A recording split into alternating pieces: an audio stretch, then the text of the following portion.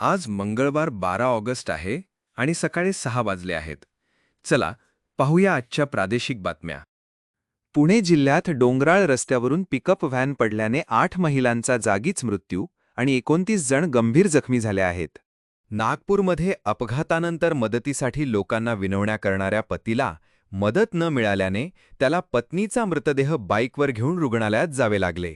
मुंबईत आरबीएल बँकेतील एका महिला कर्मचाऱ्याला माजी प्रियकराकडून 1 कोटी रुपयांच्या खंडणीची मागणी आणि खोट्या बलात्कार प्रकरणात अटक करण्यात आली.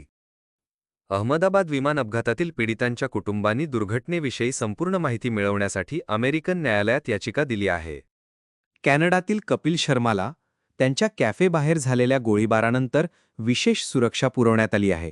पोलीस तपास सुरू आहे. डॉक्टर पायल तडवी आत्महत्या प्रकरणात अचानक विशेष सरकारी वकिलांची बदली केल्याने मुंबई उच्च न्यायालयाने तीव्र नाराजी व्यक्त केली आहे.